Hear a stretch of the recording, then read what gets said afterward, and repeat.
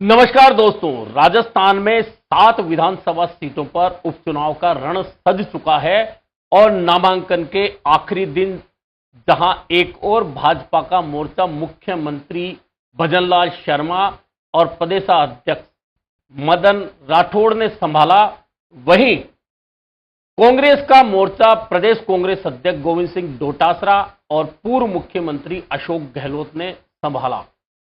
और बाकी जो नेता हैं स्थानीय, उन्होंने अपने अपनी सीटों पर पार्टियों का मोर्चा संभाल लिया है। लेकिन आश्चर्यजनक रूप से देवली उनियारा का रण अब और रोमांचक होता दिख रहा है। इसका कारण यह है कि जहां एक दिन पहले तक नरेश मीणा ने चुनाव लड़ने से इनकार करते हुए कह दिया था कि मैं हाड़ौती में प्रहलाद गुंजल जी के निर्देशन में काम करूंगा, मजबूती से काम करूंगा और जोड़ी नहीं टूटने दूंगा, लेकिन 24 की रात को लगातार नरेश मीणा के पास फोन आते हैं, बहुत सारे लोग दबाव बनाते हैं, युवा साथी दबाव बनाते हैं और इस दबाव के साथ ही फिर नरेश मीणा पहुंच जाते हैं देवली उनियारा के रण में और नामांकन दाखिल कर देते हैं। साथ में उनकी पत्नी होती है, उनकी बेटी होती है, उनका बेटा होता है, उनका भतीजा होता है और साथ में नरेश मीणा के युवा साथी होते हैं और उनसे एक ही कसम नरेश मीणा लेते हैं कि क्या मेरे लिए आप सब लोग 13 नवंबर तक घर बार छोड़ सकते हैं, तो लगाइए इंकलाब जिंदाबाद का नारा। और इंकलाब जिंदाबाद का नारा गूंज उठता है। इसी के साथ में देवली उनियारा के रण में रोमांच पैदा करने के लिए नरेश मीणा की एंट्री हो जाती है। आज का दिन एक नया दिन होगा, नया इतिहास होगा। क्या हमें फॉर्म भरना चाहिए? हाथ खड़े करो, आवाज बुलंद करो, इंकलाब जिंदाबाद के नारे के साथ आवाज बुलंद करो। इंकलाब जिंदाबाद, इंकलाब जिंदाबाद, इंकलाब जिंदाबाद। अब यह रण कितना रोमांचक होगा और बाजी कौन मारेगा, यह अंतिम दिन तक पता नहीं चल पाएगा, क्योंकि देवली उनियारा में जहां भाजपा के टिकट पर राजेंद्र गुर्जर के मैदान में उतरने के बाद भाजपा के कुछ धड़े नाराज हैं, तो कांग्रेस ने भाजपा के नेता केसी मीणा को उम्मीदवार बना दिया, तो कांग्रेस का अधिकांश कार्यकर्ता नाराज नजर आ रहा है। अब इन दोनों पार्टियों की नाराजगी को अपनी ओर खींचकर नरेश मीणा इस रोमांचक मुकाबले को किस तरफ ले जाते हैं, यह देखना काफी रोचक होगा। और वैसे भी नरेश मीणा के साथ में जो युवा लगे हुए हैं, उसके बाद यह तो तय है कि यह त्रिकोणीय मुकाबला काफी नजदीकी हो जाएगा। उधर सलूमबर में कांग्रेस में बगावत तो नहीं कह सकते, लेकिन बड़ी नाराजगियां स्पष्ट रूप से सामने आई हैं जब कांग्रेस ने रघुवीर मीणा का टिकट काटा और पूर्व प्रधान रेशमा मीणा को उम्मीदवार बनाया। जब रेशमा मीणा ने नामांकन दाखिल किया तो रघुवीर मीणा नदारद रहे, जो पूर्व सांसद भी हैं, इस क्षेत्र से पूर्व विधायक भी रहे। और इससे एक दिन पहले ही रघुवीर मीणा ने बहुत स्पष्ट रूप से पार्टी के नेताओं पर ही आरोप लगा दिया कि जो कांग्रेस के खिलाफ चुनाव लड़े उसे चुनाव लड़वा दिया गया, पार्टी में कुछ नेता दलाली कर रहे हैं। अब वे नेता कौन हैं, उनका खुलासा तो रघुवीर मीणा ने नहीं किया, लेकिन चुनाव में जब बातें चलेंगी तो बहुत से चेहरे बेनकाब होंगे। उधर खींवसर में रेवंत राम डागा के समर्थन में पूर्व सांसद ज्योति मिर्धा मैदान में उतरी और सीधे सीधे हनुमान बेनीवाल को निशाने पर ले लिया और आरएलपी कार्यकर्ताओं से ही सवाल कर दिया कि पहले बाई, फिर भाई और अब लुगाई। यह कहकर ज्योति मिर्धा ने कह दिया कि क्या आरएलपी में और कोई चुनाव लड़ने वाला नहीं बचा। पहले बोला परिवारवाद, अरे परिवारवाद पहली बाई पचे भाई, अरे बे लुगाई। और कल हम घर पे बैठे थे, सारे सरपंच आए हुए थे, रेवा जी बैठे थे, तब तक कैंडिडेट अनाउंस नहीं किया था, तो सब लोग कयास लगा रहे थे कि नेताजी ने भाषण दिया है कि अब की बार जहर का घूंट पीना पड़ सकता है। तो सब लोगों को आस बंदी के 2,90,000 वोटर है खीवसर में भाई, अब कड़े हो सके नेताजी कोई कार्यकर्ता नहीं टिकट देते हुए, जितना में नाम आएगो कनिका जी को नाम आयो, नाम आयो जना लोग क्योंकि सब तो कहता जहर को घूट पेड़ो पड़ी, मैंने कहा तो नारायण जी ने पायो है। यह कहकर एक तरह से हनुमान बेनीवाल पर परिवारवाद करने का आरोप ज्योति मिर्धा ने लगा दिया है। यह कहानी अंतिम दिन के नामांकन के दिन हुई सभाओं की है। उधर प्रदेश कांग्रेस अध्यक्ष गोविंद सिंह डोटासरा हो और मंच पर तेजल सुपर डुपर नहीं हो तो फिर वह सभा ही कैसी। और दौसा में जनता ने आवाज लगाई तो पूर्व मुख्यमंत्री अशोक गहलोत को भाषण देने के लिए उठने से पहले वापस बैठना पड़ा और पहले गोविंद डोटासरा के ठुमके लगे, उनका गमछा हिला, तब जाकर कहीं वह सभा पूर्ण हुई। इस बीच अब दौसा में एक रोमांच और पैदा होता दिख रहा है, क्योंकि लॉ कॉलेज के पूर्व अध्यक्ष और भाजपा में टिकट के दावेदार राकेश सरवा ने बगावत का झंडा बुलंद कर दिया है।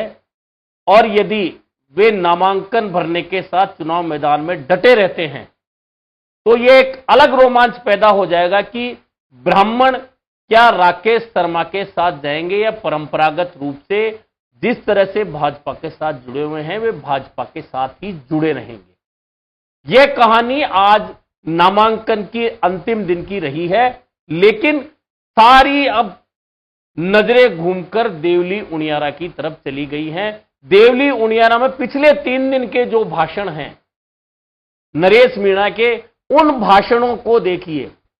नरेश मीणा ने आज भी कहा कि मेरे पास जीआर खटाना का फोन आया था कि सचिन पायलट तुम्हें टिकट देना चाहते हैं, हरीश मीणा से बात कर लो। वहीं 2 दिन पहले का भाषण फिर सामने आता है जिसमें नरेश मीणा कहते हैं कि चमचागिरी तो मैं अपने बाप की भी नहीं करता, सचिन पायलट की भी नहीं करता। लेकिन अब चूंकि मैदान में उतर चुके हैं नरेश मीणा, तो अपने समर्थकों से सावधानी बरतने के लिए बोल दिया है, कह दिया है कि सोशल मीडिया पर विशेष तौर पर सावधानी बरतनी है। और सावधानी यह बरतनी है कि 3 नेताओं के खिलाफ कुछ नहीं बोलना। कांग्रेस को गाली दो, भाजपा को गाली दो, लेकिन जिन नेताओं के समर्थक सोशल मीडिया पर एक्टिव होते हैं और चूंकि उन नेताओं के खिलाफ कुछ बोल दिया जाता है तो उनके समर्थक लगातार सोशल मीडिया पर बयानबाजी शुरू कर देते हैं। ऐसे में उन 3 नेताओं के खिलाफ बयानबाजी से बचना चाहिए। और अब मजेदार बात यह भी है देवली उनियारा में कि क्या नरेश मीणा के समर्थन में हनुमान बेनीवाल आएंगे, और अगर हनुमान बेनीवाल नरेश मीणा के समर्थन में देवली उनियारा पहुंच गए तो तय मानिए कि नरेश मीणा के खाते में कुछ वोटों का इजाफा, कुछ हजार वोटों का इजाफा होना बिल्कुल तय है। अब उसमें राजकुमार रोत भी पहुंच गए तो कुछ हजार वोटों का फिर इजाफा हो जाएगा। और जिस तरह कहा जा रहा है कि चंद्रशेखर रावण की एंट्री भी राजस्थान के उपचुनाव में देवली उनियारा के जरिए हो सकती है, तो फिर तय मान लीजिए कि मुकाबला बेहद रोमांचक ही नहीं कांटे का हो जाएगा और कहीं देवली उनियारा इतिहास रचने की ओर आगे कदम ना बढ़ा दे। दरअसल देवली उनियारा की बार बार रोजाना बात इसलिए हो रही है कि वहां ना तो भाजपा उम्मीदवार से भाजपा के लोग संतुष्ट हैं, हालांकि राजेंद्र गुर्जर से मजबूत चेहरा भाजपा के पास वहां नहीं था मौजूदा दौर में, लेकिन विजय बैंसला चूंकि आम चुनाव हारे थे, ऐसे में उनका टिकट काटने भाजपा को नुकसान कितना देगा यह देखना होगा। इधर आरएलपी के टिकट पर आम चुनाव लड़े थे विक्रम सिंह गुर्जर, पहले कांग्रेस में थे फिर आरएलपी में गए और चुनाव लड़ा, 25,000 के लगभग वोट हासिल कर लिए। वे भी दावेदार थे लेकिन उन्हें भी टिकट नहीं मिला तो उनके समर्थक भी नाराज हैं। इधर केसी मीणा की तो सीधी सीधी कहानी यह है कि लोकसभा चुनाव तक जब भाजपा का झंडा उठा ही रखा था तो कांग्रेस जन उन्हें कैसे स्वीकार करेंगे। हालांकि सांसद बने हरीशचंद्र मीणा, केसी मीणा को लेकर कांग्रेस जनों को मनाने में लग रहे हैं, लेकिन कांग्रेस जन मानेंगे या नहीं मानेंगे ये बाद की बात है। तब पता चलेगा जब मतदान होगा कि कितनी कांग्रेस ने केसी मीणा का साथ दिया। हालांकि ये कहानी बिल्कुल स्पष्ट है कि भले ही मंचों पर कांग्रेस जन नजर आ जाए केसी मीणा के साथ, भले ही कांग्रेस के नेता भाषण देते हुए नजर आ जाए देवली उनियारा के, लेकिन अंदर खाने यह तय है कि कांग्रेस के कार्यकर्ता किसी भी स्थिति में केसी मीणा को स्वीकार करने की स्थिति में नहीं है। और क्या यह स्थिति नरेश मीणा के लिए एक सुखद शुरुआत हो सकती है।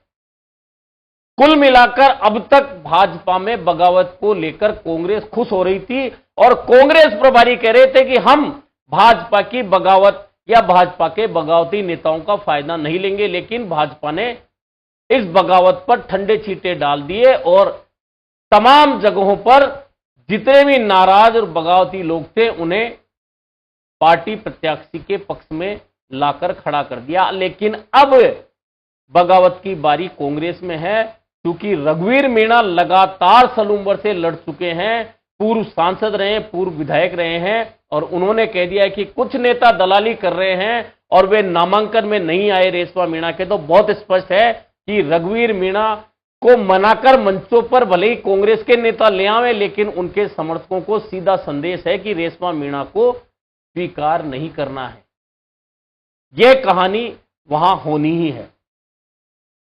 ऐसे में कुल मिलाकर जो 7 सीटों का रोमांच है वह अब दिनों दिन बढ़ता जा रहा है, और असली रोमांच उस दिन बढ़ेगा जब नामांकन वापसी के बाद तस्वीर क्लियर हो जाएगी कि क्या देवली उनियारा में नरेश मीणा डटे रहेंगे, क्या दौसा में राकेश शर्मा भी मैदान में खड़े हैं, और क्या विजय भैंसला की नाराजगी खुलकर सामने आती है, क्या झुंझुनू में बागी का झंडा उठाने के बाद नेताओं से बात करके बबलू चौधरी पार्टी के पक्ष में खड़े हो गए, वे क्या पूरे दिलो जान से भाजपा के पक्ष में रहेंगे, क्या जय आहूजा मंचों पे चढ़कर जिस तरह से पार्टी को जीत दिलाने के दावे कर रहे हैं, क्या वे उन दावों पर खरे उतरेंगे।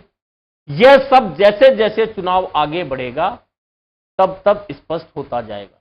लेकिन कुल मिलाकर इन 7 विधानसभा सीटों का उपचुनाव ऐसा हो गया है जैसा कि आम चुनाव होता है, और पार्टियां और नेता इस तरह से इन चुनाव में उतर चुके हैं जैसे कि इन चुनाव की हार जीत का असर सत्ता बदलने तक पर हो सकता है।